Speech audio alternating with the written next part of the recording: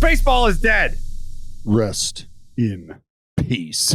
It's a Monday episode. Welcome back. Welcome back to the week. How many weeks left do we have in the season? Is this 4 or 5? 4? 4? Like three and a half. 3, 4. 4 full weeks. Yeah. That is that a sad thing or is that an exciting thing? Are you sad about that or are you excited that means that the playoffs are right around the corner? Bittersweet. That's how I would say. It's bittersweet. It's bittersweet. Yeah, not sad about it. Not angry about the end of the season coming. Ah, yes. Which is interesting because I guess we can talk about it now. Is it weird that the A's swept the Angels over the weekend here? No, they're a better team. That's a bad thing because now you're not in dead last place anymore. You almost want to be in dead last place. So you have a better chance of the number 1 pick. Yeah, I just I don't really subscribe to that. I appreciate that. If this were the NBA or the NFL, it'd be much more of a thing. But if Why? I'm being, that's the difference between a Paul Skeens or not. Yeah, that's great. We don't know that Paul Skeens gets to the big leagues. You know, like I understand the trajectory. I understand the idea behind it. I get it. There's a lot of 1-1s that never made it to the big leagues, though. A lot. And when you think about a team that hasn't really shown a history when it comes to making large financial commitments to players in the draft, there's a solid chance that 1-1 would be asked to take a large discount if that were the case. And I don't know how well that's going to set with a potential 1-of-1 amateur player. So while on the surface it's super exciting, oh, you got the 1-of-1, there's some things that you have to consider when you're talking about the 1-of-1, like the organization and what their track record is, and the idea that every 1-of-1 doesn't just mean this is a organizational changing selection and it works out every year. Yeah. Just say your organization sucks. Like that's pretty much what you're saying. Those are just, we get it. Those are facts that are relatable by the A's to and get every called team. up by the like the Royals, by the Las Vegas Barracudas. Like we don't know what's gonna happen. They're the Aviators. By the time whoever gets drafted this next July. I wasn't gonna get into it right now, but Jackson Holiday, 19 years old, already promoted to AAA. Started the season in Single A, got promoted to AAA today. I mean, the dude very well could end up on the roster when it's all said and done. Is that going to happen? Probably not. This year? This year. I'm saying the way things have gone, like there's no chance that happens. Do you think the Orioles, an organization who's just come out and talked about the need to, hey man, it's going to be tough paying these younger players here in the future. You know, it's good. Like Orioles fans didn't want to hear that. And when that came out, I think that would all but tell you how they're going to handle a guy like Jackson Holiday. You think they're going to start his clock any sooner than they have to? Probably not. Now, he has swung his way to the highest level before the big leagues, and there's a chance he starts next year in AA and then to AAA, and then who knows? He may start in AAA, and they tell him, look, dude, give us a reason to not put you in the big leagues, and we'll see how that goes. But if 2 weeks into this thing, 3 weeks into this thing, next year, you're raking, Grandes, here we go. They're doing it with everybody else. Everybody's getting called up. Like that service time manipulation. The new trend is like that's not where it's at. Manipulating service time is out. So I wouldn't be surprised they call him up this year, kind of. But at least I would not be surprised if he starts with the team next year. They need the good PR. The stank is still on them a little bit. But as always on Monday, we start the show with some headlines. And by the way, I want to tease this because I was confused. I thought we would be sans J-Hay today, but it's Thursday. We don't have you. That's correct. I'm flying across the country for a wedding. J-Hay flying across the country on Thursday for a wedding. Not even his own family. Not even his own family. It's getting in the way now. Not even a baseball wedding. I'm saying, it's a slippery slope. You start letting people miss time for family stuff, then it's that, oh, now someone else's family stuff. Now I have to miss more time. Mm-hmm. Yeah, it's pathetic. But we do have J-Hay today. And I thought I came up with a little idea. I came up with a little idea that I wanted to run by the panel on this episode, particularly when we get to the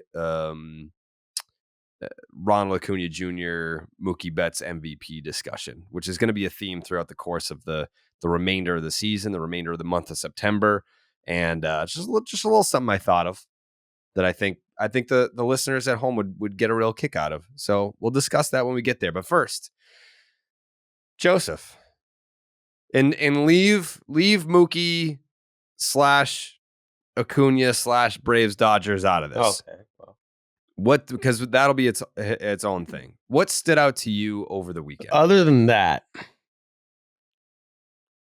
what stood out to me over the weekend? Well, I'm thinking on the fly here, but embrace the Martian, embrace the Martian. I come in peace. Okay. Getting your first big league bomb off Verlander, first swing ever. That was pretty sick. Opposite field. And then the Yankees go in and just dick slap the Astros in the face. Who the heck saw that coming? And now, Not me. Not me either. And I don't know if that makes you rethink who you think is going to win the West, because I think we're all kind of on the Astros. But now you're looking at Astros fans saying, like, this team sucks. Crap. We couldn't. We can't hit the broad side of a barn. They're trashing their own team. We had a guy. Also, they had the guy do interference on the field. The what now? And the guy did interference on the field and got interviewed. So what I just did was 3 storylines in one series, 3 games, 3 storylines. I think the main takeaway. What interference are you talking about? You didn't see this? A fan reached over the fence, touched a foul ball, and then they interviewed him for 5 minutes afterwards. Yeah. Let's not promote that behavior. Well, dude, it was a funny interview. How do you not see this? I didn't see it. It was pretty funny. It was. Dallas, what stood out to you over the weekend? I think what has, it's not that it's just starting to stand out. It's that it is something that we almost try to intentionally ignore and come up with reasons why it won't. And then inevitably we land where we're at right now going, why did we ever? And I think Jay and I kind of talked about this last time, but the Dodgers, but watching Miller, just the absurdity with which they continue to answer the bell. Now, look, they dropped 2 out of 3 from the Braves over the weekend, but 3 out of 4. 3 out of 4. It is watching a dude like, and I think it's kind of like the only reason I even think about it is because you've got Buehler bouncing back as well, right? Like Buehler made his first outing coming back or on his way back, 2 perfect innings. Gavin Stone behind him threw the piss out of the ball, which is just another name coming.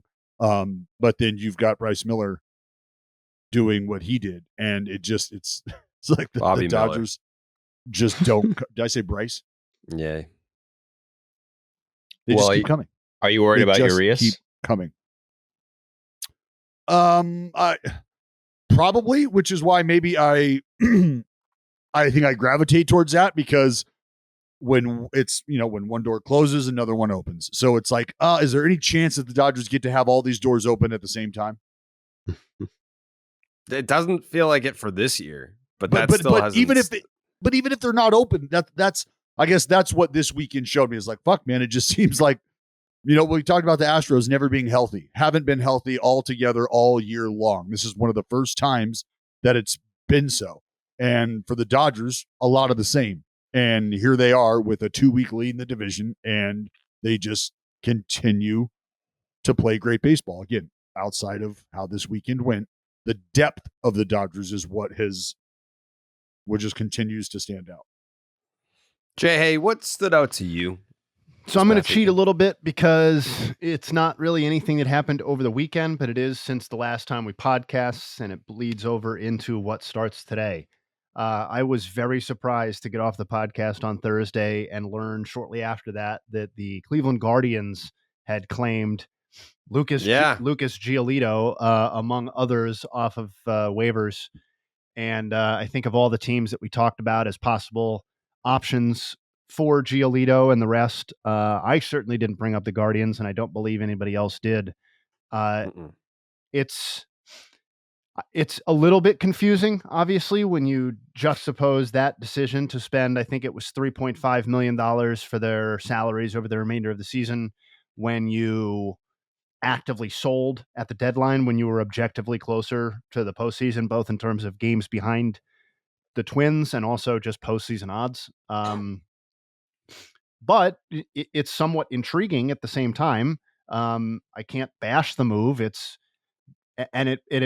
It relates to what's happening right now this week, because probably the biggest series of the season in terms of will the Guardians have any sort of chance to make a playoff push begins today against the 3-game stand against the Twins. And it's Giolito and Pablo Lopez going today. And to me, if it's just money that the Guardians are spending, I applaud it. And that's great. See what you can do. See if you can sweep this series perhaps and give yourself, a gap of 2 or 3 games over the remainder of the season to try and claw back. So that was very surprising to me.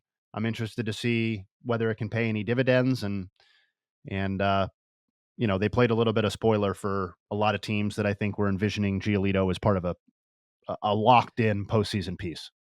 Do you think that the system is flawed because a team like the Guardians can put in a claim for essentially whoever they want, and it should it be like, all right, you're first in line, so you can pick any one of the players that you can claim Giolito, but once you claim Giolito, you go to the back of the line, you can't have Ronaldo Lopez too. I'm not sure that I would be bothered if they changed that rule or tweaked it accordingly. I think what I don't think is messed up is it should go in reverse, right? Are we all on the same page there that teams like the Guardians should get a chance before teams like the Twins? Like that's how it is now. It does go that way. No, I know. That's what I'm saying. I'm saying that is correct the way that it is. If you wanted to do like a waiver reset after you make a claim, this is so unique that I'm hesitant to make any broad claims about the system not working, because I don't recall the last time that a guy with Giolito's brand name switched teams this late into the season via the waiver process. I know the rules are different, but you've played fantasy football. Yeah. I know how it works. Yeah. Right. So you understand how that waiver wire works. And that's, I think, what everybody... And it also pisses off the league when that happens in fantasy football too. What's that? You're a team like the Guardians is being rewarded for being this deep into the season and not as good as the Twins. No, that's the thing, is that can't happen in fantasy football. In fantasy football, you get one guy and then you go to the back of the line. And here they've been able to have as many guys as you want. Right. And that's not how it works in fantasy football, is what I'm saying. So you don't get to do that. But so in baseball, in fantasy football would get pissed if you just dropped like 7 of your best players out of nowhere. Oh yeah, absolutely. That's why I like the two comparisons to make when the Angels did what they did was the online rage quit. Fuck it, I'm done. Here's everybody. It's over. Or the guy who in week 10 realizes that he's done in fantasy football and just starts dropping players for no reason to flood the free agent pool and piss the entire league off. That guy gets his team locked. Those players get put back on his team, and then he gets kicked out of the fucking league. That's how that works. So in real life, in baseball, when you can't do that, this is why people are like, man, like I get it. The teams that aren't in a great position should have first crack at bolstering themselves. But should the worst team have the first crack at, say, taking everybody available if they're willing to spend it? Because what this has done, in my opinion, has created sort of a tax loophole for teams who are not interested in trading away prospects, because we've talked about how teams value prospects differently. And there's a monetary attachment to them that might change from organization to organization. So instead of trading prospects at this time of the season, now we're just exchanging money. So it's about the Guardians and their willingness to spend money based on the players that are available to them. And they're saying, look, we'd rather write this check than send multiple prospects away for a rental, if you will. This guy's no longer a rental. He's ours, and it's just about whether or not we're willing to spend the money on him. For sure. But but let's consider how often the idea that a team buys a valued trade commodity piece at the deadline and then is putting them on waivers a month later. Like that's the part that I'm just hesitant to get like upset about, because we really don't see this. And it took like everything going wrong for the Angels to land in this spot and for the Guardians to be in a position, or anyone to be in a position, to claim Giolito or anybody else. You know what I mean? What's stopping a team like the Angels? Oh, they didn't do this, but what's stopping them from dropping Shohei right now and saving money on Shohei, and then he goes to the Guardians? Or a similar player, like an actual star player who you know you're not going to re-sign the next year, and you can save a way bigger chunk of money. Well, there's zero possibility of preventing that from compensation. happening. I mean, I think there are several things preventing it from happening. The idea that the Angels presumably still want to have some semblance of chance of re-signing Shohei Ohtani. The idea that, they might receive some level of compensation if Shohei Ohtani leaves. There's no incentive for them to drop Ohtani to save that money. I mean, if you're talking about a legitimate star level player, the downside would seem to outweigh the upside in just about every single scenario possible. Well, let's ask this. Unless you're talking about a guy who's not a fucking star, which is Anthony Rendon, in which case nobody's going to claim him because nobody wants that contract, and it's so underwater. Debatable. So if you claim Shohei and if you're the Angels, isn't that a math question? How much are we valuing this compensation pick? How much is that pick worth? And how much are we getting out from under by moving Shohei? Because that's where, in my opinion, it becomes a simple math question. How much do you think that pick is worth? And is it worth what you're paying Shohei Ohtani right now? Or are you paying him significantly more than what you think that pick is worth? And if it's significantly more, then why is he hanging around still? If that's what you're trying to do, is get rid of this. But if it's a simple math equation, wasn't it answered by them not doing that? Didn't they do the math and come to the conclusion then that it wasn't worth doing? Well, that's only based on nobody did that. Not a single team to re-sign him. But not a single team in baseball did it. There was not a single star level player who in Joey's hypothetical just got dropped by his team to save money. So in my opinion, because it's Shohei. This is a show for me. This is a Shohei conversation. So the things stopping them are numerous, or they did the math on it and said, that doesn't make sense for us based on what we want to do next year, the compensation we might get for him, whatever. So if it's simple I don't think math, that's an Aaron Judge conversation, though. That's not an Aaron Judge conversation. That's not a Francisco Lindor conversation. That's not any other star player conversation, because they're on a different team than the Angels and they're not Shohei Ohtani. That's where. Okay, but they didn't do it. And because of how the Angels operate. Like, what if they told you about how they're operating that has made sense to you? So you're telling me that if the Angels had put Shohei Ohtani on waivers for free, you would have called that a smart business decision? No, I am simply asking a question of how much do we think the Angels are valuing the compensation pick, right? I'm asking that question. And from there, I'm asking you to think about how the Angels have done business. And if it is money that is the issue, which they showed when they dropped 4 or 5 players, then I'm asking, why would they stop at Ohtani?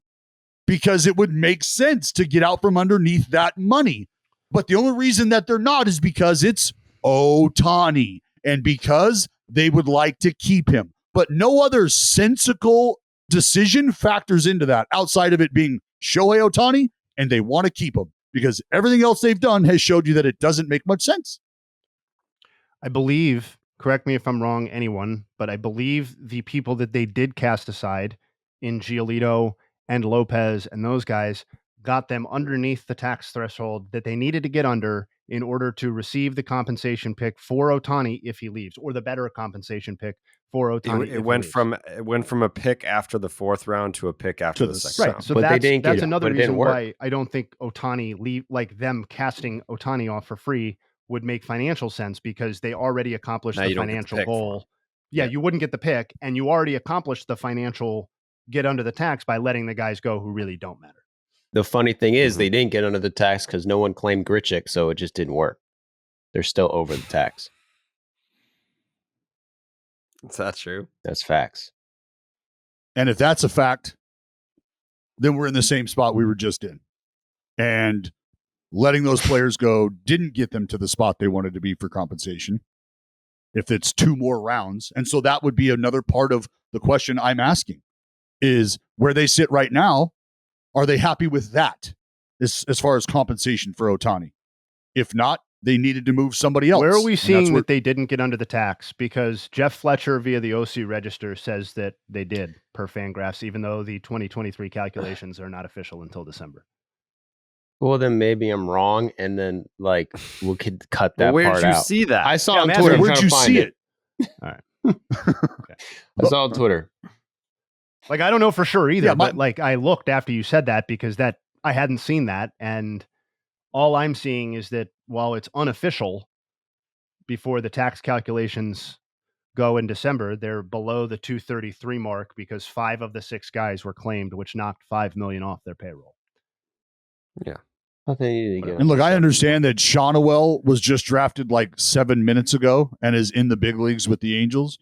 But like the history of 4th round picks and beyond that have made it to the big leagues with the Halos, what does that track record look like here as of late? That's simply why I asked the question about the value based on what this team has done and the efforts that they've made and what it ultimately means. Because now I think the question is, okay, are they weighing the value between the 4th round compensation pick and a 2nd round compensation pick? Is that what's keeping Ohtani in the building?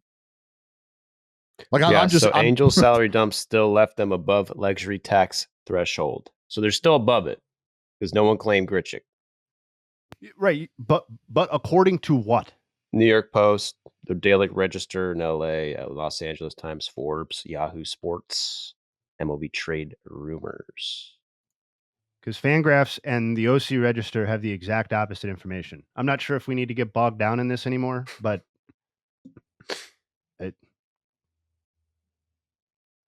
I think the point stands on. Well, if Ohtani. that's Well, I think this last point that Joey made is something to consider. You can't just sweep that under the rug. If you're I'm not sweeping it under the rug. I'm just reading directly conflicting information. Right. Dude, I'm not sweeping it under the rug. I'm just not assuming it's the way that it is. Because as of August 31st on the OC Register website, which is still up, it's saying the exact opposite. And it is acknowledging that Grichuk was not claimed. So it's not some oversight or assumption that Grichuk was claimed. Yeah, so somebody's math is just not right. What's going on here, right? dude? Somebody is definitely I know. I got six articles up saying they're not under, they didn't work. And then Jay has got 3 articles saying, yep, worked. What the fuck, man? You can't Who would know something like this? I'm gonna ask Passon. Yeah, to be clear, I don't care what the answer is necessarily. I would love the answer though. So if he has that, that'd be super cool. Yeah. Well, the only reason I'm saying anything about it is again because I'm asking these questions and nobody's answered them, and that had a big part to do with it. You know, your response was, well, they made the move to get under. I think I did answer it though. I think I did answer it. No, I'm saying when I'm asking, is this what they're thinking? The value of having these compensation picks? Are they comparing that to the value of Ohtani? Well, so just to back up for a second, if Ohtani is on the roster, so say Joey's sources are correct here, and that they did not get under because of Grichuk, and Ohtani leaves, they still get a comp pick. It's just not as good as the comp pick that they would get if they got under that threshold. So letting Ohtani walk. So the math here, it would seem to be with the Angels, is that they valued even the worst compensation pick if Ohtani leaves, plus the chance of them being able to re-sign Ohtani, whatever percentage chance that is, over the dollar savings that they would have got, plus the embarrassment to their franchise by letting Ohtani walk for free. So I think that's the math that we're talking about, right? So Passan is saying that no one knows for sure because like it's not a matter of one side says yes, the other says no. No one actually knows for sure. But the Max Stassi, what did he get put on the restricted list? Yeah. Mm-hmm. Yes. That may have gotten them under. Wow. Well, here, so maybe we'll just need to wait. It may have been put a pin in it. And I'll tell you December. guys this: there's going to be information that comes out later that puts a bow on that conversation right there. And it's not my place to talk about it. So just know that there will be information that comes out later regarding that. I could give it to you right now. That's not what I'm here to do, though. That's not my job. So yeah, it sounds like Randall Grichuk not getting claimed may have thrown a snag in the operation, but Max Stassi getting put on the restricted list may have been the move that got the Angels under the luxury tax so that they can receive the pick after the second round versus the pick after the fourth round when Shohei Ohtani inevitably signs elsewhere. A lot of math. Big smells fishy, dude. Smells fishy. I love shit in baseball where it's like, no one fucking knows. Everyone is just speculating, but I take Passan's word on it that it's not a definitive thing and that the Max Stassi thing may have gotten them under. That's where we're at. That's the official word of gospel. The best Thursday of the year is coming up, and it's all about NFL opening night. Football is back, and DraftKings Sportsbook, an official sports betting partner of the NFL, is hooking up new customers with a can't-miss offer to celebrate. Place your first $5 NFL bet to score $200 in bonus bets instantly. DraftKings is hooking everyone up with game day greatness. All customers can take advantage of 2 new offers every single game day this September. Check the app to see what you get. Don't wait till kickoff to get in on the hype. Download the DraftKings Sportsbook app right now. Use the promo code Jared, Jared. New customers can get $200 in bonus bets instantly when you bet just $5. That is promo code Jared, only on the DraftKings Sportsbook. The crown is yours. Gambling problem? Call 1-800-GAMBLER. In New York, call 877-8-HOPE-NY or text HOPE-NY to 467-369. In West Virginia, visit www.1800gambler.net. In partnership with Hollywood Casino at Charlestown Races. All games regulated by the West Virginia Lottery. Please play responsibly. In Connecticut, help is available for problem gambling. Call 888-789-7777 or visit ccpg.org. On behalf of Boot Hill Casino and Resort. 21 plus in most eligible states, but age varies by jurisdiction. See DraftKings.com/sportsbook for details and state-specific responsible gambling resources. Bonus bets expire 7 days after issuance. Eligibility and deposit restrictions apply. Terms at sportsbook.draftkings.com/football terms. All right. I feel like we were on the 1 yard line last week with the baseball is dead parlay, and that's on me. When it's really not. It's more on Rob You were Manfred. almost there. It's You were on almost the there. sports books. Everyone else hit except for me. I had Juan Soto, 2+ total bases, who had a hit and a walk. And again, a walk should count as a total base. So really, we did hit. It's just they haven't adjusted the rules accordingly. So that's where we got screwed. It wasn't because of a lack of information. It wasn't because of a lack of correct picks. It was a lack of understanding from the gambling world, and also Rob Manfred is responsible as well. So you can take that up with Rob Manfred for the parlay not hitting last week. But this one, it's a different feeling. It's a new day. It's a new Monday to throw in a BID parlay pick. And you know what? I deserve to go last. So that's why I'm going to go first. And the pick is Bryce Harper, 2+ total bases. The Philadelphia Phillies at 6:40 p.m. Eastern Standard are going up against the San Diego Dads. Rich Hill, the lefty on the mound. He's 55 years old with a 5.26 ERA over the last 2 months since July 1st. Bryce Harper, 7th in Major League Baseball in slugging percentage against lefties. He's hitting .393 with a 770 slug. That's a 1257 OPS against left-handed pitching. Bryce Harper, 2+ total bases is the pick. Dallas? Left on left, huh? Bryce Mhm. Harper, Rich Hill. I like that. It's a lot of faith in Bryce Harper right there. I like that.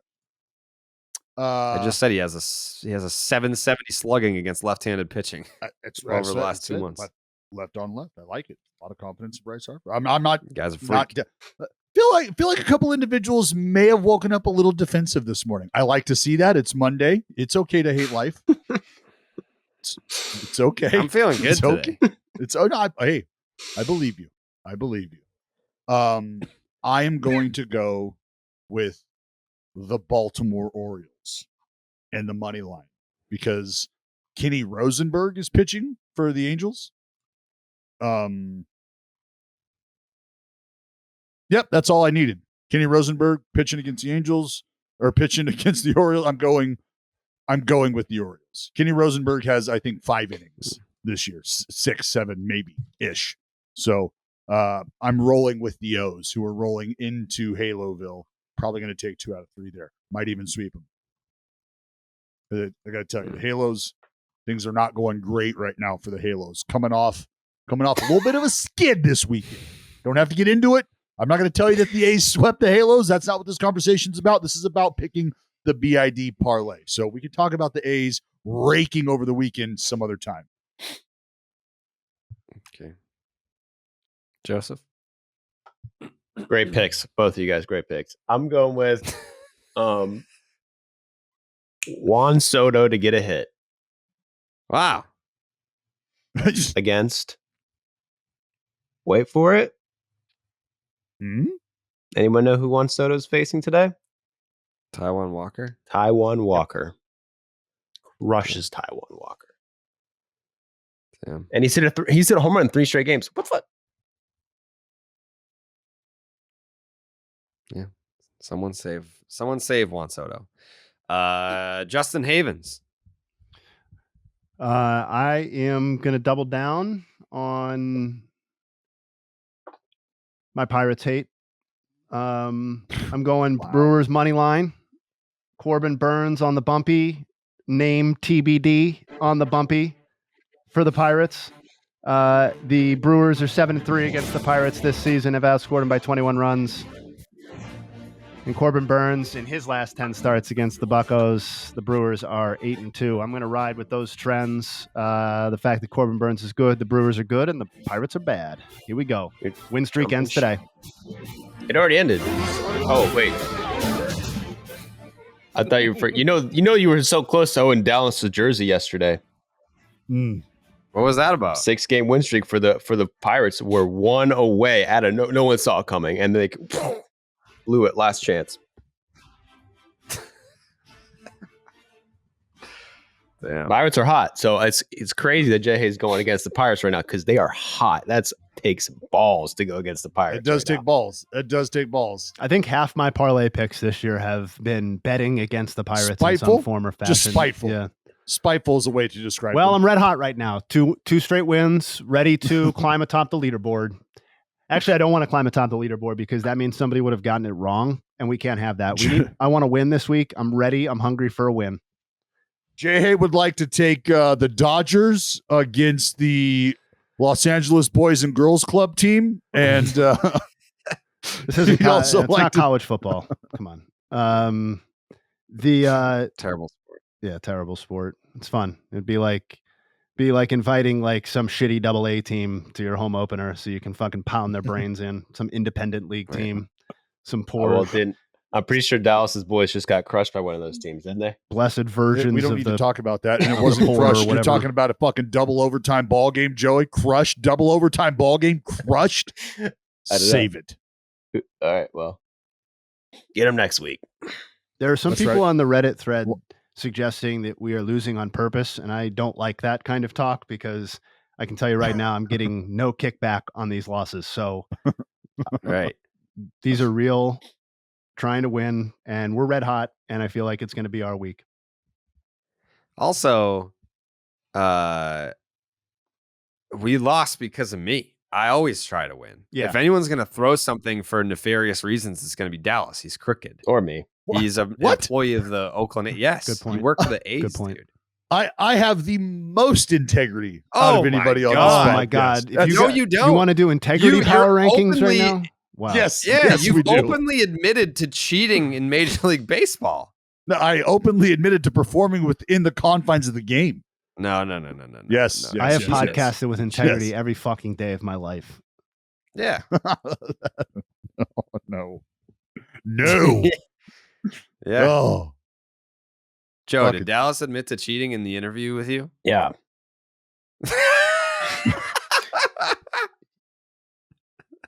Prove and it, Joe. many other interviews with many other people. Right. Yeah. Yeah. I No. don't want to hear about integrity from No. you. See, Dallas. hey, integrity. Being able to admit when something you may have done might have rubbed some other people the wrong way. Integrity. I know.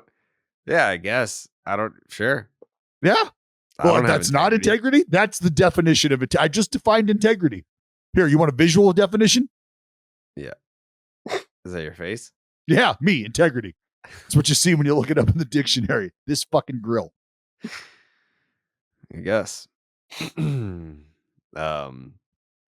Well, speaking of numbers and things of that nature, I was doing a little. This is something that I kind of thought of very vaguely in the past, but never really thought of a way to come up with a system, a way to put it into place. And I think it could be fun because the whole podcast can be involved here. I'm open to suggestions and tweaks, but here so far is what I've got for this idea. Because I remember, I think it was 2016, 2015, one of those years. Mike Trout was just going to cakewalk to another MVP, and it was because he was leading the league in wins above replacement. And I wrote a whole blog about how the MVP award has become the WAR award. And it's just whoever leads in WAR, you're the MVP. Case closed. You're an idiot if you disagree. So I would like to come up with a new statistic that is mainly used for the MVP conversation, where I will come up with a list of statistics and I will give them quietly. This is going to be on the side. I'm going to give it to Dallas, to Joey, and to Jay Hay, maybe even Jake. And next to it, I'm going to ask you to put a number 1 through 10, the importance, how heavily do you weigh the statistic? Then I'll take the average of all those numbers. And then in the case of Mookie Betts versus Ronald Acuna Jr., we can see who leads who in these statistics, who has the better WAR, the better slug, the better OPS plus, the better WOBA, all of it. Weighted runs created plus. And there will be a weighted scale of, like, you can be better in X amount of categories, but it's like a point system where not all statistics are created equal. And we can come up with a point system to see what statistics mean more and matter more, especially in the MVP conversation. And that way we can have a better gauge on who really is having the better season. How do we feel about that concept? Acuna. I feel like we're trying to create the sequel to Good Will Hunting right now, and we got a janitor who might not be so good at math trying to create math equations here for us. Well, it's kind of like I always reference average game score. where it was essentially that. It was a point system. Bill James came up with it, and it was a point system. You could lose points, you could gain points, but it all came out to an average score. And every start, you would have a game score, and then for the whole season, you would have an average game score. And back in the day when King Felix was winning the Cy Young Award with a 13-12 record, and you had all the old people being like, he's only got 13 wins, his record is 13-12, how are you going to vote for him for Cy Young? Well, like those were the years where you would look at average game score, and at the end of it, it's like, yeah, those are the best pitchers. And it doesn't matter if he's 13-12 or whatever the record was, he was the best pitcher in the league for things that he could actually control. Do you like this? Do you like the Baseball Reference game score? Yes, but they don't have average game score. No. They just give you it's the same. It's the Bill James statistic. They just happen to keep game score, but they don't have a sortable average game score anymore. I can't. ESPN used to have it. They got rid of it a couple of years ago. Haven't found it since. And I've like asked around, being like, "Hey, what's the deal? Like, where can I find it?" No one has it. Dude, same thing with Brooks Baseball. Like you used to be able to go into the game logs and click on the pitch counts, and that would take you to Brooks Baseball, which would give you a great breakdown on pitch usage and swing and miss, whiff, contact, like just give you the nuts and bolts. And now it's fucking gone. Been gone. Not great. But yeah, how do we feel about the concept for coming up with a weighted scale for different statistics to help in MVP conversation? I mean, I think it's a fun exercise. Yeah. Just I always go back to the one thing that will, in my opinion, in my humble opinion, the one thing that deters nerds, and I say that lovingly, the folks who put baseball into mathematical and numerical context for us to digest. That's important, but the romance and the argument of Aaron Judge and what he meant to the New York Yankees, like that has to be part of the equation too. And I love the fact that you just can't quantify that, and that there's always going to be that as a rebuttal for every person out there who believes it's an individual statistic to be one based on personal production. There's going to be an individual who says, yeah, but what this guy has meant to his team and what he's doing on top of that, that matters too. And that team's headed to the postseason. So there's all these other outside variables that factor into that. So when you talk about creating this statistic, I think of it as leaning more towards an individual award conversation as opposed to having room for the romance in the conversation. Not saying that there's not room for that. That's just, yeah, like I think it would be a fun exercise because I think it's cool to have conversations where you try to eliminate the other side of the argument just to see if you can come up with a different perspective. Doesn't mean you agree with it. So yeah, ultimately I'd be interested to see what your crazy statistics are. Like, are you talking about value in home runs? I mean, I think it's, it's mostly, you talking about value in RBI, Jared? You talking about giving a shit whether or not guys drive in runs? Like, is that going to matter? I'm talking about how much do we value the stolen base? Yeah, fuck yeah. I mean, and that's why this conversation's so fun, is because this is what the game could look like. This is what the baseball reference pages could start to look like 30 years from now, right? If the guys who are logging black ink right now in stolen bases start to become valuable, the guys who are putting the bat on the ball, if Luis Arias is starting to get broken off and he's starting to get breaded up, like now the game starts to change and the players playing it start to look different and how they're playing the game. And where they're valuable starts to change. Like the dude who used to sock 50 and stand in left field or DH might not now be as valuable as the dude who's hitting 15 to 20, maybe 22, but is hitting 370 if that's going to be a thing. And he's going to swipe 40 if that's going to be a thing. Like, damn, game looks a little different now, littered with those dudes. Yeah. Jay, hey, how do you feel about this system? I mean, I'm willing to give it a shot. I'm certainly not looking at one statistic to determine who wins the MVP. And I don't really think any vote. I'm sure some are, I guess, but I don't think most voters are doing that.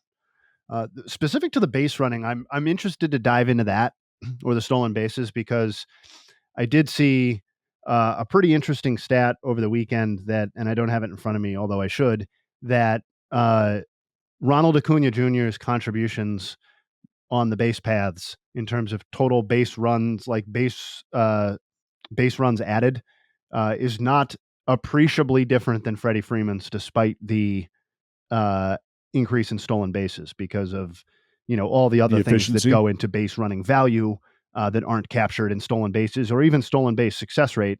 So I don't know. I know you evoked the Mike Trout, war season as kind of the impetus for this idea. I'm just fascinated because we've had MVP races that went into September that featured two guys that were basically indistinguishable from each other in terms of value. I don't recall a season where we had three. I'm sure there have been, but three guys who are really truly in the conversation too, and not just casually mentioned out of legacy or respect. Two or on the something same like team. that. And two on the same team. Two on the same team. And that's without getting That's into bananas. the fact that, the fourth most likely MVP voter is also captured on the Braves too. So, yeah, the 63 pops off, right? The 30-60 season pops off the page, but the fact that they're so close in base running to me is absolutely fascinating. And the fact that just Freddie Freeman is an elite base runner overall, putting aside whatever Ronald Acuna Jr. is doing that's outstanding this year. Just, for lots of reasons, Freddie Freeman does not evoke great base runner if you're just casually tuning in to watch the game. But if you're watching a lot of the subtle things that he does and the risks that he takes and doesn't take and how efficient he is in running the bases, it starts to make a little bit more sense. Well, yeah, Freddie's actually the one who taught Ronald how to run. So there you go. Yeah. Makes all the sense. I'm intrigued. I'm intrigued to see how it shakes out. It is like it's a pain in the ass there's so many different statistics to look at. That's why I almost think we should all, like, how many statistical categories were you thinking about coming up with? And 20? That's where I think we should all come to the table with a list of categories. Yeah, I mean, like, and then we can start going Venn diagram, like, all right, what are the common ones, right? And then let's take a look at from there. We can start marking things off, having conversations about what that stat looks like, why, arguing for, arguing against. Yeah, like I like that.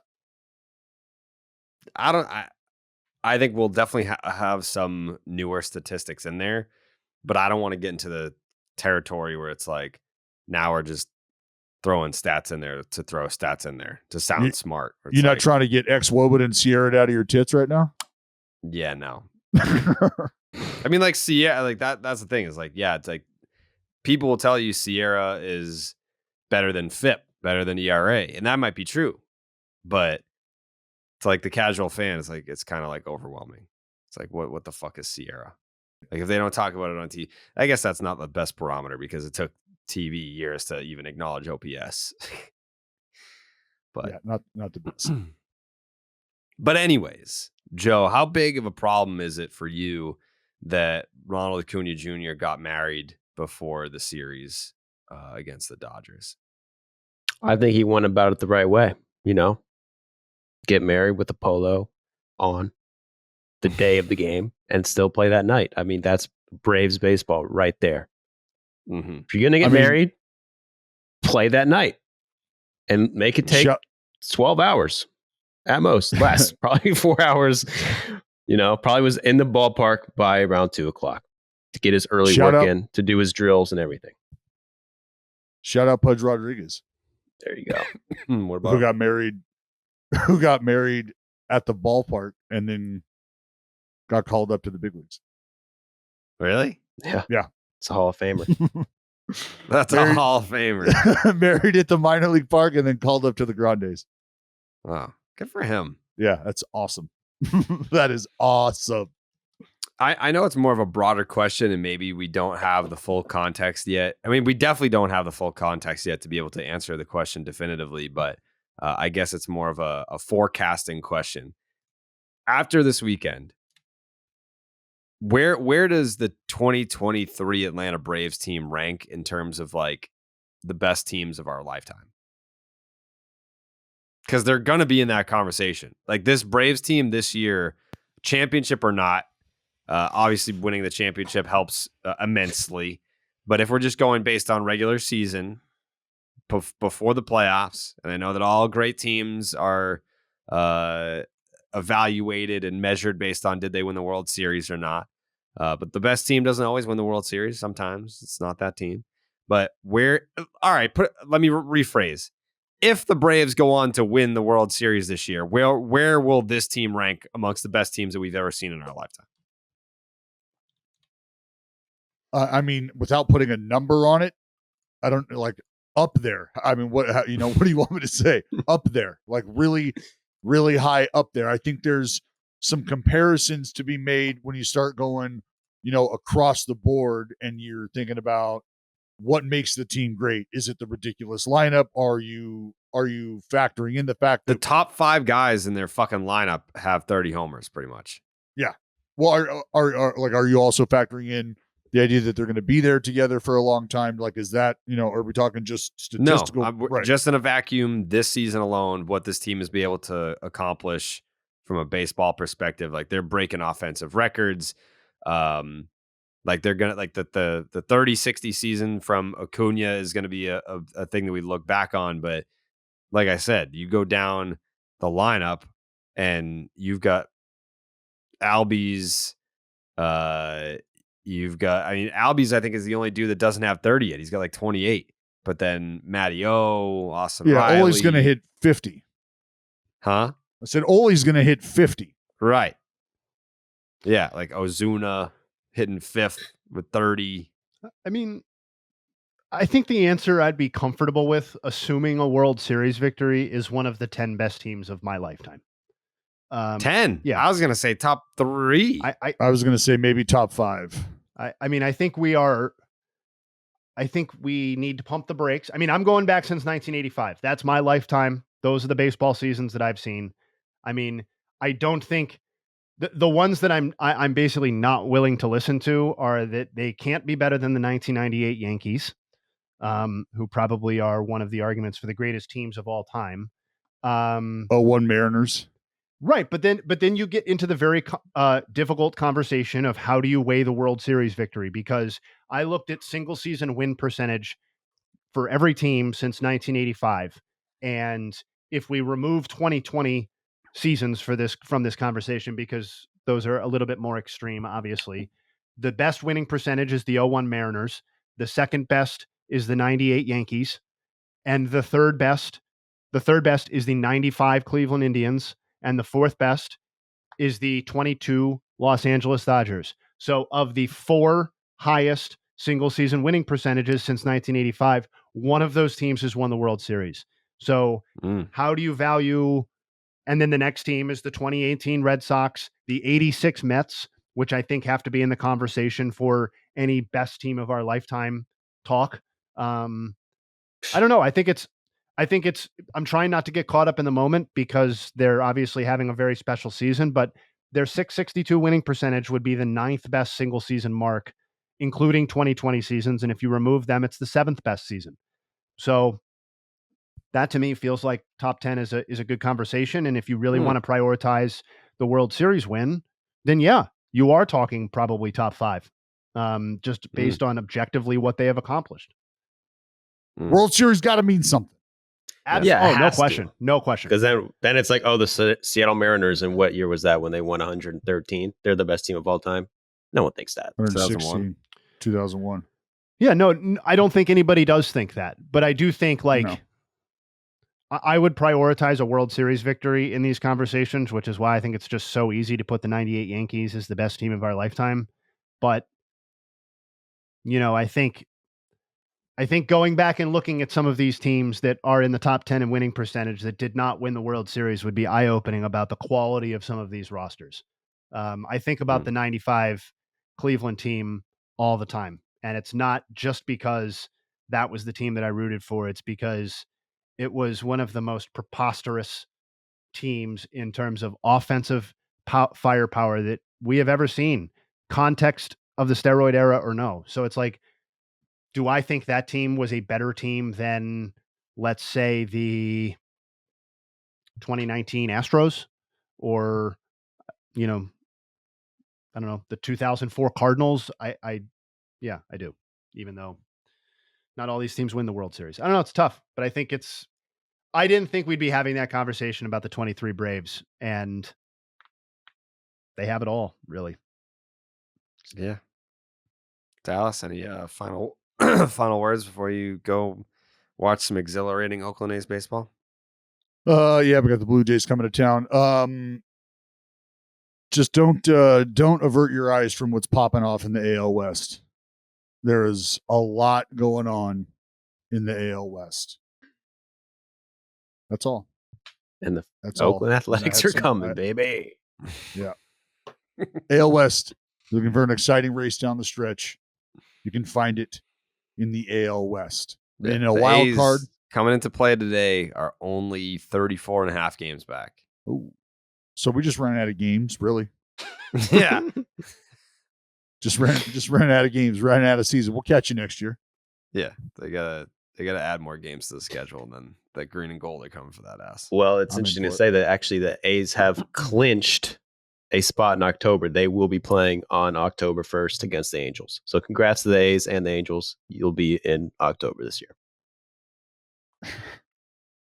That's right. Not everybody. It's not for everybody, Joe. All right. All right, Dallas. Have a great game. Waitress. Not that I would recommend it, but Dallas sounds like he could use an ice cold blue moon before going on the air tonight.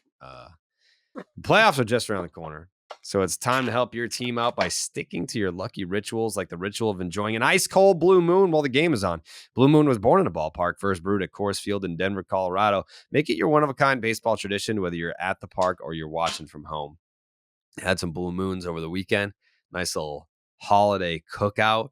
Was not complete without some steak on the grill, some blue moon in your hand, sitting out on the deck with its refreshing flavor with Valencia orange peel for a subtle sweetness and hints of coriander. Blue Moon Belgian style wheat ale is a one-of-a-kind beer that's made right. It's carefully crafted and full-flavored with refreshing notes and a smooth, creamy finish. Blue Moon was brewed by baseball to give you a dose of nostalgia and get you excited for the new season. Why strike out with the same old beer when you can get something that's one of a kind? Its bold flavor, bright explosion of color, and iconic orange slice ritual guarantees a one-of-a-kind beer experience perfect for spring weather. Best served with its signature orange garnish to showcase its beautiful bright color. A beer this good only comes around once in a blue moon, but you can enjoy it all season long. Brighten up your baseball traditions with Blue Moon Belgian style wheat ale. It's a one-of-a-kind every time. Check out shop.bluemoonbrewingcompany.com for baseball merch and visit get.bluemoonbeer.com/rocket to find your Blue Moon delivery options. That is get.bluemoonbeer.com/rocket. Blue Moon, made brighter, celebrate responsibly. Blue Moon Brewing Company, Golden, Colorado Ale. Not to move on from the Dodgers Braves series over the weekend. I'll ask you, Joe. You watch a lot of Braves baseball. I watch a lot of Braves and Dodger baseball. Taking 3 out of 4 over the weekend in the fashion that the Braves did against the Dodgers, who are once again one of the best teams in the National League. Do you believe the gap between these two teams is as wide as it appeared over the weekend? Oh, I think it was telling. I was like pretty accurate read on that because they won 3 out of 4. It wasn't all blowouts. They're all, first game was a 1-run game. Second game Was it 8-7? was a close. I mean, all 3 wins were pretty close, but the Braves outpowered them and came up clutch when they needed it because the lineup is just a lot deeper. And the pitching staff did what they had to do. I think it's accurate. This is to say the Dodgers couldn't beat the Braves in a playoff series. There's no chance. There's definitely a chance they could. But who's the better team? Who are you more confident in going to the playoffs? Definitely the Braves. They're better offensively, pitching staff wise. I mean, they say they're pretty even for starters, and the Dodgers bullpen has been probably their Achilles heel this year. So just going off based on that, I'm definitely thinking you're liking the Braves over the Dodgers right now. Jay, is the gap between the Dodgers and the Braves as big as it appeared over the weekend? No.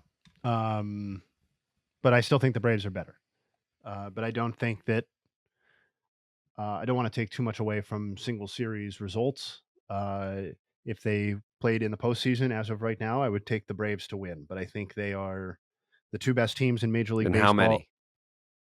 In a 7-game series, I would probably take them to Yeah. win in 6, would be my guess right now. I think they're close. And but single series baseball can be a little funky. So I don't want to read too much into that. So that's my thought. The better team won, but not to the degree that it showed over the weekend. The better team won, and you had Max Fried come in and dominate. 7 scoreless?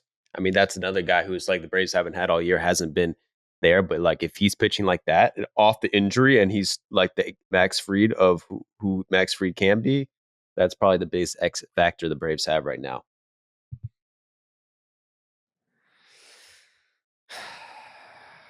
I mean, I tend to agree with pretty much everything Jay Hay just said. The Braves are the better team.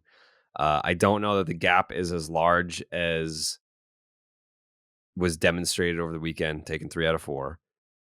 If they played each other, I don't even want to say if, like when they play each other in the postseason, I think a lot of people are still going to take the Braves, rightfully so. The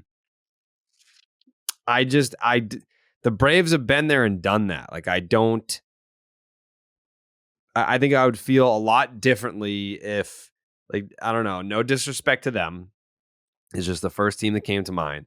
If the Seattle Mariners were having a season like the Braves are having right now, then the thought would be more along the lines of, well, they've got to win in October to legitimize what they've done all this year. With what the Braves are doing, it's already legitimized. Yeah. Because what you're seeing from a lot of these guys, they've already done it before as individuals, and they've already won in the postseason as a team. The stakes for the Braves right now are what we were talking about before. Where do they fit in the pantheon of the best teams of the last X decades, right? It's not prove it that this core can get it done. We know they can get it done. And I know Acuna didn't play for the title run, but nobody's actually thinking that Ronald Acuna can't perform in the postseason, right? Like, that's not a storyline that's real or being given any credence. So, yeah, I think this is obviously you want to win the World Series and put the bow on it, but to me, this is about where is your place legacy wise, and how are we going to look back on this current Braves run? Because, like, it's a very thin line between, like, when you're talking about truly, truly great runs, it's a very thin line between, wow, that was really satisfying as a fan, and that leaves me wanting a little bit more. Like, if the Dodgers don't get a second title out of this run, I think, as great as one title is, and I'm not somebody who dismisses the 2020 title, as great as one title is, if you get one over a period of 10 to 12 years of utter dominance, that feels a little bit light. I think that's what Braves fans of the 90s would also say, despite how dominant those teams were. Yet if this Braves team wins their second title, I mean, I consider this current run basically a 2018 to the present sort of thing. Then you have 2 titles in 6 seasons, and all of a sudden you're talking about, I think, no matter what happens from there on out, it's looked at as a complete success. And then you have like 8 more seasons with essentially the same core. And that's everything else crazy is juice, part about right? it. Or gravy. That's when we're talking about, oh, is this the greatest team ever this one season? I'm kind of like, who fucking knows?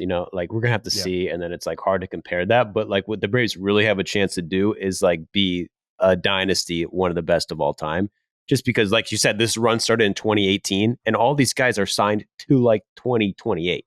Other than Max Fried, I think every single one of them, all these, Ozuna, maybe not, probably not, obviously not, Orlando Arcia, but other than that, to 2028, all these core guys are still going to be on the team. That's 10 fucking years of like being one of the top 5 teams in the league, at least. And we can all rattle off those runs, right, that they're fighting to become a part of, right? Like the current Dodgers run, the 90s Braves run, the 90s Yankees run, like the Big Red Machine, et cetera, like go down the line of baseball history. You're right. That's what they're fighting for, given the, the payroll and contract and talent and youth and trajectory situation that they have going on with the roster. They have 26 games remaining on their schedule. They have to go 17-9 to break their single season wins record. Who gives a fuck though about the regular season, bro? It's like the regular season. I'm just saying, just for reference, they are 17-9 is not crazy. Yeah, like but this team could go 17-9, and then they would become the winningest team in Braves franchise history. With all the 90s Braves and all the Hall of Famers and the legends that have come through Atlanta, this team has to go 17-9 down the stretch here to finish as the winningest team in Braves franchise history. But that's what I'm saying. It's like Braves fans don't give a shit. It's not like the Seattle Mariners in 2001 where it was like, well, we have a chance to have this would be a big deal for us. The Braves have had sick regular seasons for like regularly for the past 30 years, and they've won 1 World Series. I mean, 2, 95. That's so long ago. Wasn't even born. Don't even count that. But it's like the Braves have been so good and then been bad in the playoffs so many times. But when you can say that this is the winningest team in the franchise's history, like that has to count for something. It counts for something, but like what we're just talking about, dude, us Braves guys, we're going for something bigger than that. We don't want 1 year. We want 3-4 years of championships. Because we got all these guys signed up for so long. It just doesn't excite me, really, if the Braves have like 110 games or have the best regular season record. To me, I wouldn't care at all because we're going to go to the playoffs and get shit on by Phillies like we did last year. Like, I would never, like, it's getting to a point where it's like, who cares? Like, you obviously have the division locked up in May. It doesn't really matter how many games you win the regular season. It's about the playoffs. Because it's like, honestly, it's worse. If the Braves win, have the best record by far and set the record, it's just setting you up for failure because it's like you're in the playoffs and you lose. Like, I just rather them win 90 games, See, I get it, like with the track record of being really good during the regular season and then not delivering with the World Series. But I feel like the fact that you did bank a World Series over this run kind of wipes some of that away. And to me, it's like, I know I'm not a Braves fan. I get it. But like, to me, I would want to keep pushing and to deliver like that season that could be argued as the greatest season in the last X number of decades, because like that's like the signature achievement that the Braves could come out of this season with that really nobody else could lay claim to, particularly in the NL recently, if they win the World Series. And I don't know, if to me that your perspective would make a little bit more sense if we were talking about a situation like the Mariners, where it always ends in heartbreak and you don't fucking care about what the regular season win total looks like. You just want the World Series. I don't know. The Braves just won. Yeah, feels but a little it's greedy. like, dude, if you if you're going to be greedy, be greedy. No, but if you have the best record in the regular season and then you lose in the playoffs, it's definitely more painful.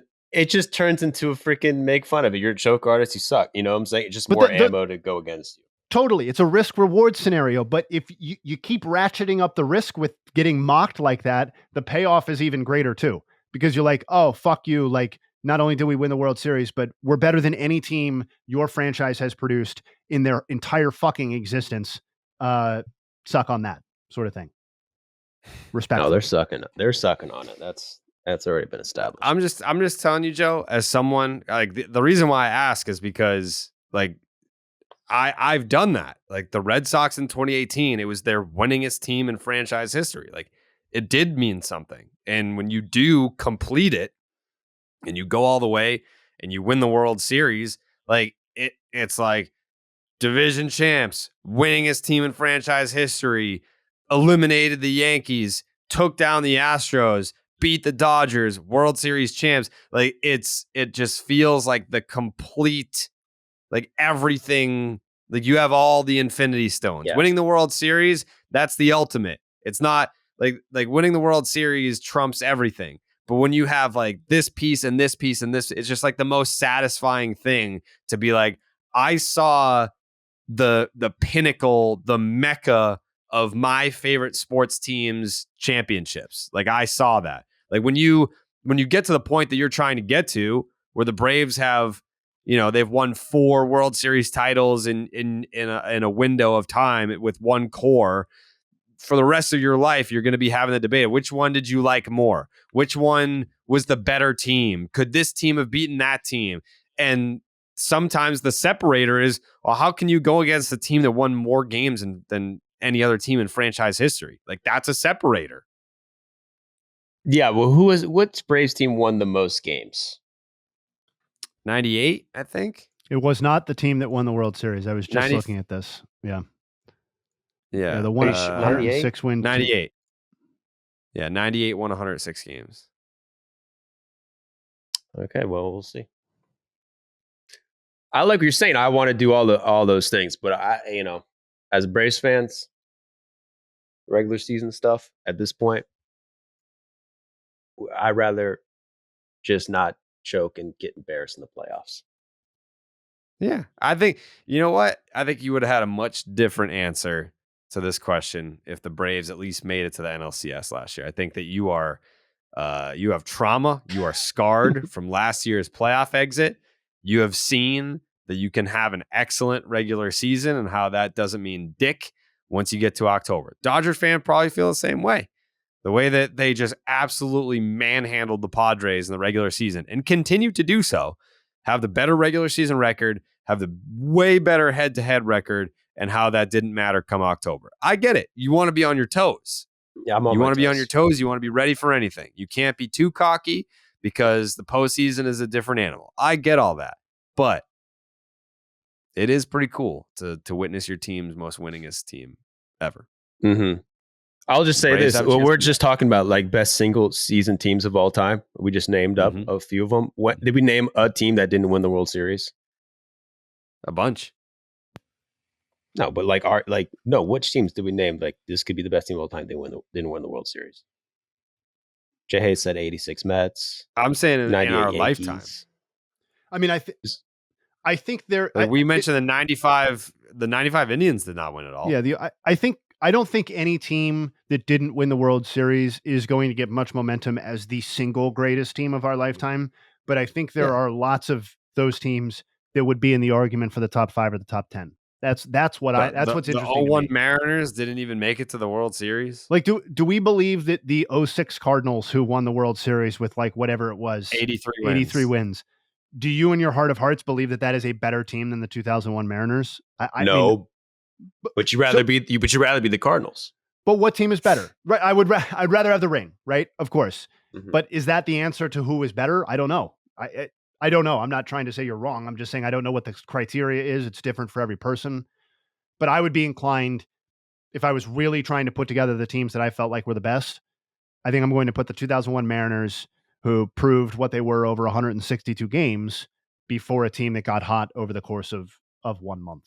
But yeah, they got hot and they got healthy was the thing that lost in the narrative of the 83 win World Series champion Cardinals was that they had all their big boppers were fucked for the year. And then in September and October, they were like, actually, we're back.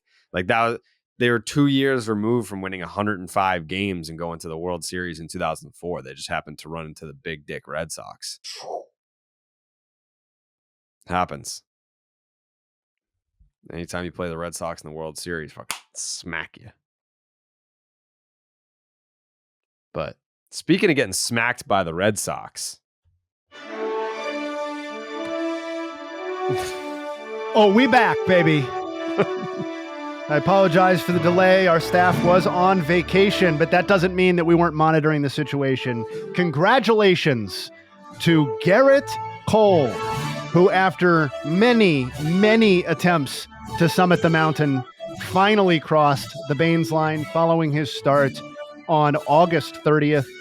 He's not only the first pitcher to cross or join Club 38.8 this season, he's the first to do so since both Adam Wainwright and Jacob deGrom joined the club back in 2021.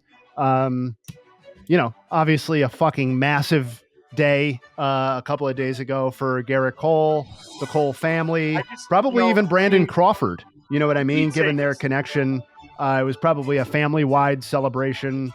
In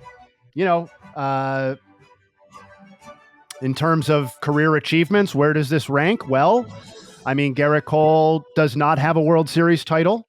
He does not have a Cy Young. So I would have to say, if we're talking about 6-time All-Star and an ERA title versus joining Club 38.8 and being enshrined in history, I would have to say that this is the single biggest accomplishment of Garrett Cole's professional or amateur career. So congratulations to him. I know we've been waiting for Christian to join the podcast since he crossed the mark, but while we're waiting for him, I would encourage Garrett, come on the podcast, talk about crossing the Baines line and joining Club 38.8. I'm sure Yankee fans would love to hear about it in what's otherwise been a lost season. And that's the other thing that we can't overlook, right? That this is the biggest thing to happen to the New York Yankees in the 2023 season. And it's a little bit painful in some ways that you had to wait for September 4th for the official announcement by the Baines Institute, but August 30th for the start to happen. But on the other hand, it's kind of special, right? Like it gave you a little something to look forward to, a little carrot in front of the donkey. And after drawing it out for basically a month, Garrett Cole delivered. So congrats to Garrett Cole. Congrats to the Cole family. Congrats to Aaron Boone. Congrats to the New York Yankees. Congrats to the New York Yankee fans, the Steinbrenners, everybody involved in this. And of course, congrats to Harold himself. Thank you. Hey, congrats to the Baines Institute. Thank you very much. It's always professional. Yeah, but a budding enterprise, certainly. Always respected, but now getting the attention it deserves. The pageant. Wow. It's incredible. Truly incredible. Didn't think we were going to see it this year. Did not think we were going to see it this year. It's getting real dicey there. Made me nervous. He was really milking it. He was I don't know if he was waiting for like the Baines family to start showing up to his fucking starts or what. Yeah, he's like, Judge got the treatment. Where the fuck is Harold? Right. That's actually a really good point. Maybe that's what it was. I think he was waiting for the Baines family to show up in his starts. I mean, let's fucking get real for a second. What is a bigger deal? The American League home run record or crossing the Baines line? I think it's the Baines line. You think? I know. So shout out to Marla Henry, aka Mrs. Baines. Yep. Didn't show up, but Cole got it done anyway. Yeah. If you're looking to celebrate Garrett Cole crossing the Baines line, knock around sunglasses is where you got to be because they have Yankee pairs. You can wear official Yankees sunglasses thanks to Knock Around. In the heat of the summer, when you need a pair of great shades that you don't have to baby, Knock Around sunglasses is the go-to for quality polarized shades that won't break the bank. Plus, as we just said, they just released their first set of teams for their official MLB collection, including the Red Sox and the Yankees. Don't be the person that's squinting into the sun or worried about getting sand on your overpriced sunglasses. Check out knockaround.com for great-looking polarized shades starting at just $28. Use the promo code ROCKET for free shipping on your order. We'll see you at Yankee Stadium wearing your Knockaround sunglasses, celebrating Garrett Cole finally crossing the Baines line. What an incredible accomplishment. Is that Joey taking a piss? Can you hear him taking a piss right now? Oh, no, he's filling up his water bottle. You never know. You never know. There's been times where anytime that there's an ad read, like he'll wander off and take a piss. I thought that was you taking a piss, but it was you filling up your water bottle. Mm-hmm. Professional. Okay. Yeah. Sorry, I'm addicted just to make water. sure. I'm addicted to water. That makes me have to pee a lot and drink water. So I already ran out of this water during the pod. And like me, if you drink coffees in the morning and then you take water on top of that, you just piss like a fucking horse. Where did that expression come from? I mean, like every animal pisses. You never seen a horse pee, dude? They pee. No. It takes them like 3 minutes To piss? Yeah. Horses piss for 3 minutes? Dude, takes forever. They will just fucking strong stream, bro. Very strong stream. Interesting. So they just have like big bladders then. Oh, they're fucking huge. Yeah. I've heard the express, and I never understood the expression either, but it was just like, I got to piss like a horse has to race. But it's like I have to piss like a racehorse. Yeah. I don't know. There's something going on with horses and piss. They pee. It takes a long time. I've seen it. Yeah. That makes more sense. Why have you seen it? I was at a funeral. I was at a funeral as a kid at Arlington National Cemetery. So they have like, big horses there because it's like military and they have the horses and middle of the ceremony, I'll never forget that. I was very young, but yeah. You saw it in the middle of a cemetery, Arlington National Cemetery. The horse was just like, yeah, it was kind of like, I'm sure it's military horse. You think they'd be able to train them better. Like, don't pee in the middle of like a burial service for 4 fucking minutes. But that shit happens, I guess. I heard it's a sign of good luck. I'm sure it was. I mean, I don't know. No one had a problem with it. Everyone was, like, this is a horse. What are you gonna do? I mean, yeah, you definitely can't ask the horse nicely to stop doing that. Can't. Not me. I'm not a horse whisperer. No.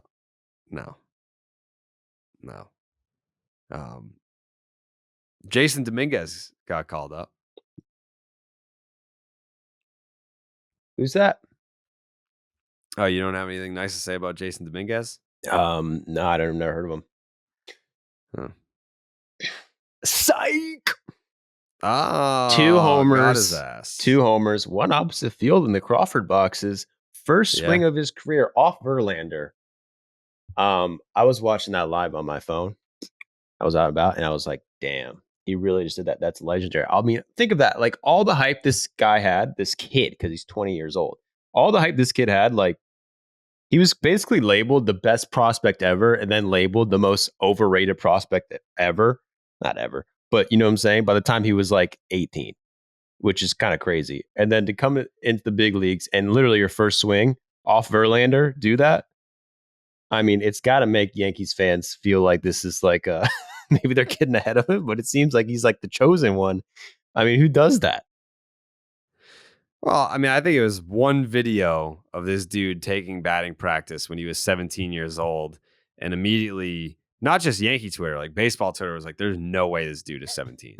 Like, that's a grown-ass man taking daddy hacks. Like, he's built like, I mean, he looked like a star, and he was a teenager. He was the same age as a high school senior, just waffling baseballs, looking like a grown-ass man. So it was definitely one of the more highly anticipated call-ups I can recall. What's like in your time, Jay? Hey, what's the most highly anticipated call-up for the New York Yankees? Because they love the hype machine over there. Like, it's not like I think it's a little dramatic to say, oh man, it's the most highly anticipated call-up since Derek Jeter. It is dramatic to say that. I'm trying to think of who the answer actually would be, though, in place of Greg Jeter. Bird. See, it's also tough. Definitely in that era. It's like the Gary Sanchez, Aaron Judge, Greg Bird, and then fucking Tyler Austin. I feel like the baby bombers. I feel like I have been hearing about Jasson Domínguez prior to his, even despite how fast it is that he got called up. I feel like I heard a lot more about him on the way up than I did even about Aaron Judge, who wasn't like some fucking piece of shit prospect. Obviously, he was a high end prospect, and all that sort of stuff. I don't know. I'm hesitant to say the answer is Jeter, but I just don't recall the hype on those other guys being quite this high. Like Tanaka was not a call up, but No. like, I think his hype in general exceeded that of the Baby Bombers prior to maybe Robbie Cano. Is that a possible answer? I'm trying to. I still think it's somewhere in there. Like the Baby Bomber call ups in 2016 were a big deal. No doubt. I'm not, because this one wasn't like they're not treating Jasson Domínguez as the second coming, really. No, but I don't think which is Aaron weird, Judge, right?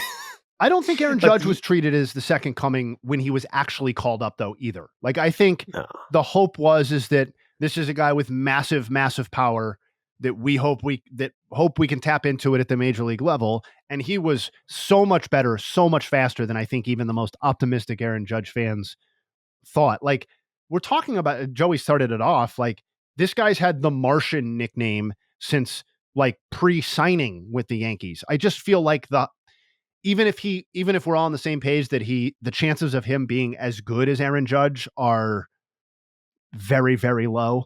I just feel like the hype exceeded what we got from the Baby Bombers prior to the call up. And I can't really put myself back in the headspace of what the hype was when Robinson Cano got called up. That's just a little too long. I mean, his first year was 2005. And that's just a little tough to pull right now. But I don't know. It's an interesting question. I think if pressed, I would say Derek Jeter, actually.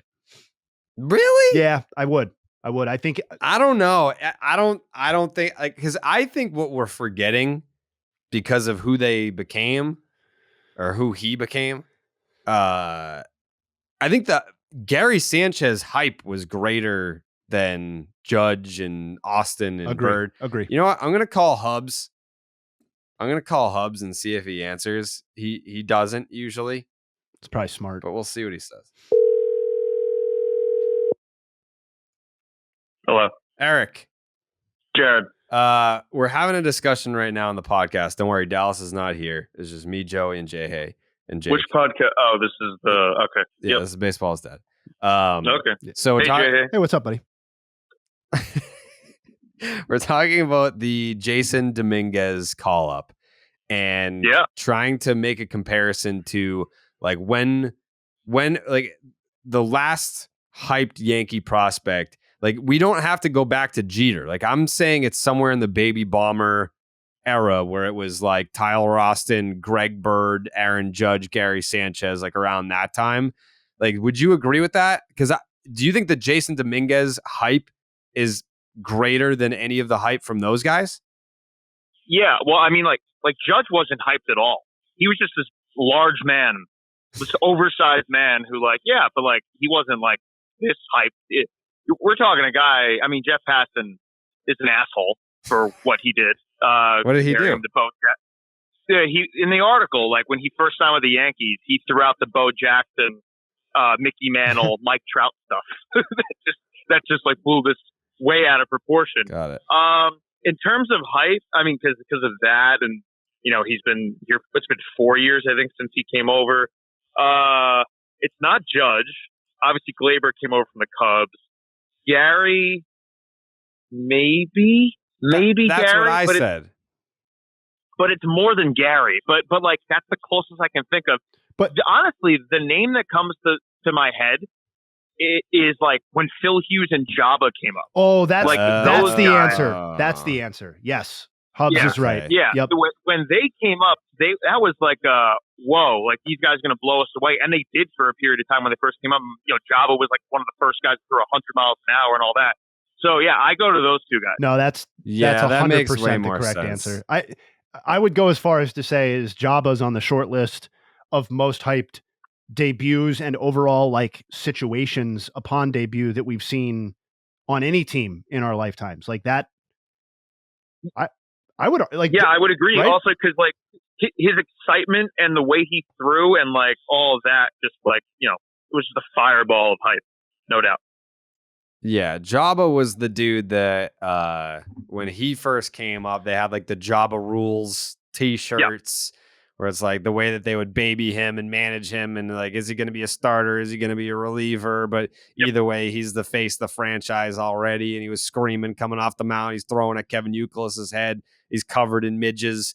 Yeah, the Jabba era, at least for like the first year or so, because the fall off was quick, right? Like when they tried to make him a starter. Well, he got hurt. He got hurt because of the rules and shit, because they thought they knew how to manage him, and then they didn't because they're morons. But when he was on the mound, like almost any time he got on the mound, you would, I don't even know if texting was a thing, but like you would be like, hey, we have to watch this. Like, stop what we're doing. Jabba's pitching. Like, we have to, like, and that's kind of what we're getting here with Dominguez. Anytime he's at the plate, like, you have to stop what you're doing and just run to a TV because it's crazy so far. Can I ask Cubs a question about Dominguez while we have him? Please. Yeah. So I was looking at his Savant page, and this is kind of like obviously small sample size caveats and all that sort of stuff, but he's seeing like basically no fastballs relative to like the league. I looked at all the people who have seen at least 25 pitches this year, and there are 617 of them.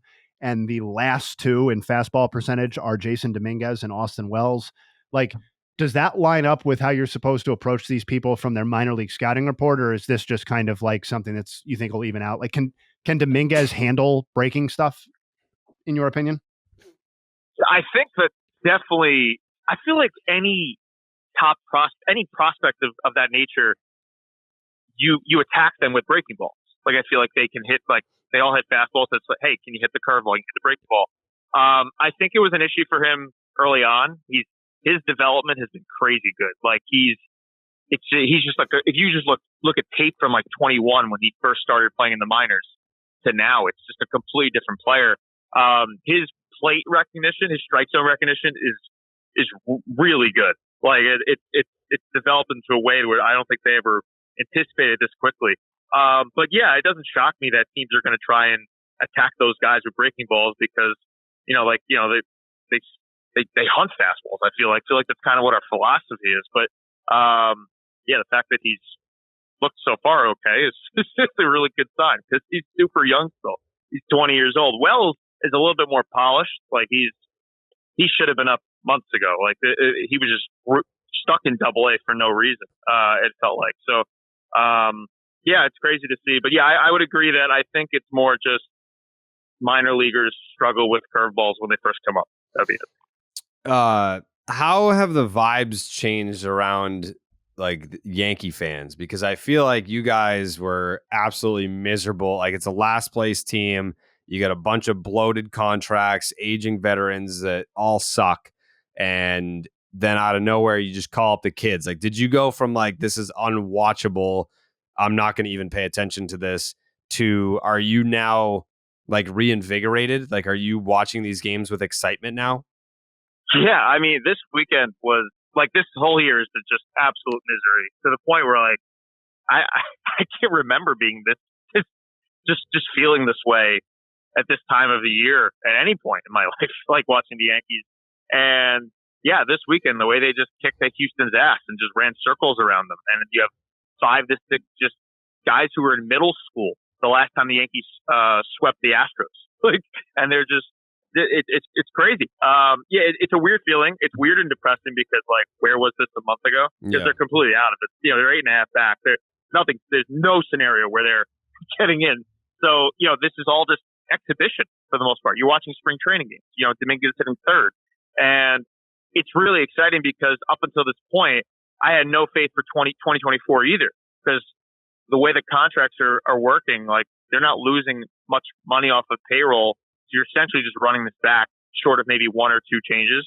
But use all the kids now. It's like, all right, well, maybe you got some 2017 vibes going into next year. And it's exciting. And yeah, people are going to want to go. I really think Hal only called up Dominguez because he realized he's not going to get any of the October money anymore this year. And no one's going to watch this terrible team in September. But if you got Dominguez and all the kids there, people are going to go. Like they're home this week. It's the Tigers. Like people are going to want to see these guys in person with what they just did to Houston, even if it means nothing on the standings. Like, so yeah, there's an excitement, no doubt. Like they've got me in September, and a few weeks ago, I don't think as much as I love this team, I really didn't care. And with football starting, and you know, I'm a tennis freak. Like those are all ahead in priority of this team. But with Dominguez here, Volpe, Peraza, Pereira, Wells, even Oswaldo, like, you got to watch the team. Okay. You got to. It's fun. I got one more question for him, if that's cool. Mm-hmm. Yeah. Given what we just talked about before he hopped on, I figured it would be weird if we didn't ask Hubs. Oh, yeah. Yeah. So, you were talking about how the season was kind of a slog, and I know that was true right up until about August 30th when Garrett Cole took the mound and joined, the legends in Yankees history and baseball history by crossing the Baines line and joining Club 38.8. Obviously now above the career WAR of Harold Baines. Where were you when that moment happened, when he came off the mound? What were your feelings? And did you cry? Be honest. Yeah, I just want your honest kind of raw. I know it's a couple days later, but as raw a reaction as you can remember from that moment. Yeah, I know the Baines line means a lot to you. That was to the baseball world. Yeah, to the baseball world. Yeah, the baseball world. Right. Okay. Yeah. Honestly, it took until about last night for me to get over it. And just reflecting and watching all of his starts on YouTube before that. It's a big moment in world history that I'm shocked wasn't being covered as much as it did. But it was special. May have shed a tear. I was alone. I think it was right to be alone too, not like in a bar scene or all that. It was a special moment. So it's something I always cherish for sure. I think he said it really well. World history. Yeah. It was definitely a where were you kind of moment for a lot of people. And then the last thing for me, Hubs, all these guys getting called up. You mentioned all the different prospects and the way that the season has shifted. So would you, in your opinion, would you say that the Empire's back, baby? That's not nice. But we did have a conversation on your show, and we were talking about the future, how we're feeling about it. Yeah. Feel a little better about my future than yours at the moment. I feel like, and everything's kind of hit rock bottom. That's stupid. That's a stupid thing to say. Yeah, the Red Sox are really flying high. I mean, yeah, they will be, especially this offseason. Yeah, that was I'm gonna. You know what, Jake, clip that. I want to save that. You are the king of saying things that you shouldn't say. Like that is like a very clippable. Like I have a for me to say I like the Yankees' future more than the Red Sox. Yeah, that is a very stupid thing to say. Considering why your future is. You know what? I'm not. I don't know. I don't think it's that great. No, I don't know. I had Red Sox fans all year talk shit to me. And you guys you're bringing back Aaron Boone. You're bringing back fucking Brian Cashman. Like all the things that got you to this position. Yeah, and John Henry's still your owner. Yeah, and he still spends top 5 in the league. He's the guy who made you trade Mookie Betts. No, Dave Dombrowski is the guy that made that. No.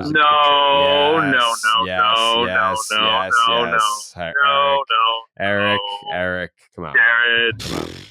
Come on. Listen, you're both right, Jared. guys. Just because they let you in Fenway Park and let you walk around the place doesn't mean you have to defend John Henry to the death. No.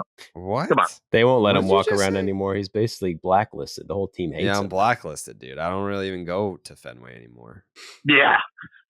Yeah. I don't go. I've been watching Logan Paul documentaries. Okay. Yeah. Life's going great. The Red Sox served a month ago and you're watching Logan Paul documentaries. Yeah, dude. I mean, we've already called up our guys and like we're getting more guys. Where is Blaze Jordan? AA, I think. I feel like I heard that name the same time Dominguez kind of got going here. No. He was the same draft. Was he the 19 draft? He might have been the 19 draft. Please. Yeah. Yeah, and Dominguez didn't start playing the minor leagues till 21. Okay, and I think Casas was the 18 draft, and this is his rookie year. Well, I'm saying you called up all your guys. You didn't. You Blaze. Like I've heard that Blaze guy more than anyone. Maybe it's just because Cole loved his name so much. But he's in AA. Yeah, Does he suck? No, he is. We're just having a conversation. He started the year in high A and hit 324 with a 918 OPS, and he's struggled a little bit since his promotion. Okay. Yeah. Don't you have a shortstop? Where's Marcelo? He's not done well since his promotion to AA. Okay. Roman Anthony, number 9 prospect in baseball. He got promoted today. Kyle Teal, first round pick this year, already promoted to Double-A less than 2 months after getting drafted by the Boston Red Sox. Like, those are the names that you should be asking me about. You're just being a bully. Jay, cut these. Well, you don't even know. These last few You haven't minutes. even said Spencer Jones' name yet. He's my number one prospect. Who?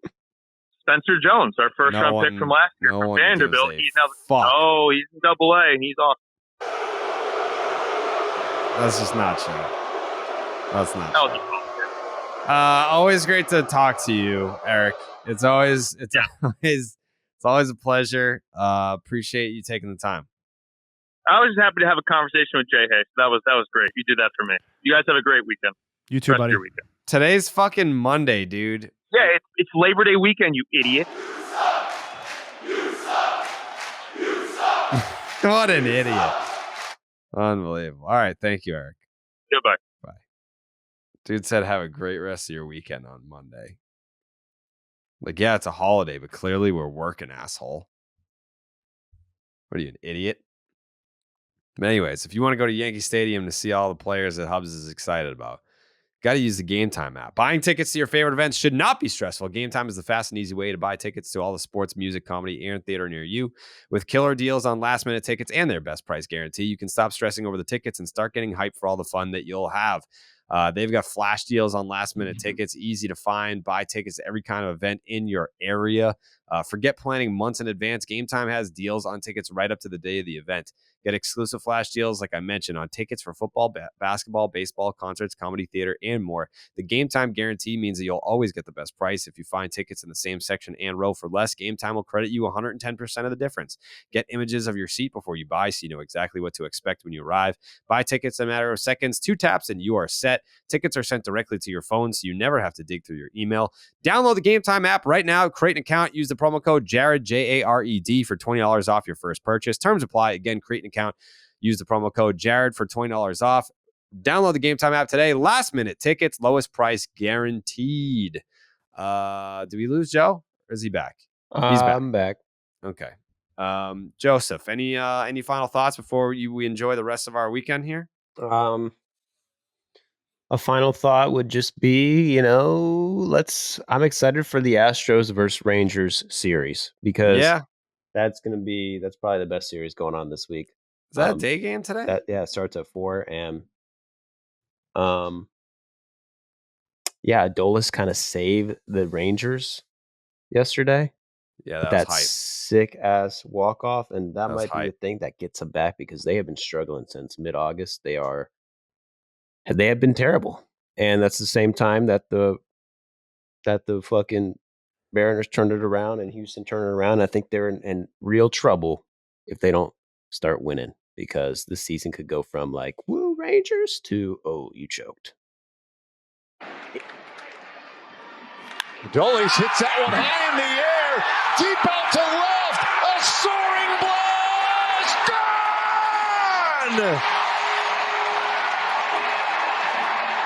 gone! He was hype. That was one of the most hype walk-off home runs the entire season. Adolis Garcia.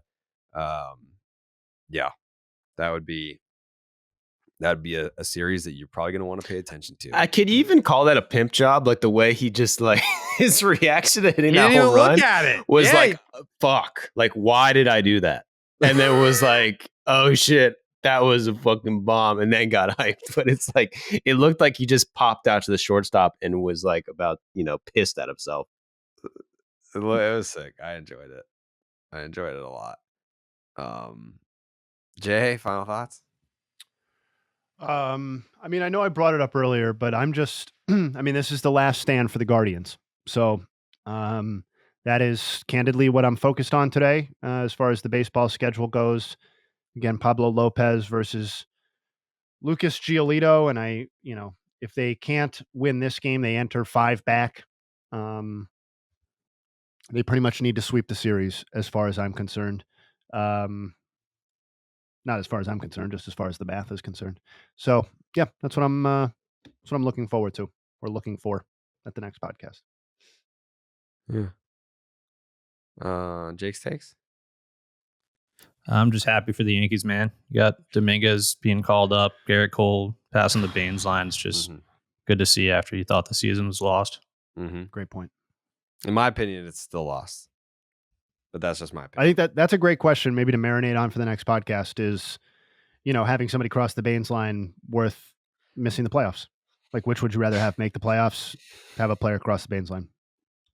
Well, it's obviously a shot in the arm for the team. It's like how much wins above replacement should that be worth? Just because when you hit it, you're gonna the morale's gonna go up. So I mean that's probably half a win right there, just passing 38.8. Great point. Yeah, it's a good call. All right, we'll be back on Wednesday. Enjoy the next couple of days. Some good matchups, some good series happening around the league. We'll be right back here to break it all down for you on the Wednesday episode of Baseball is Dead. Again, thank you for listening. Thank you for watching. And we'll see you on Wednesday. We go.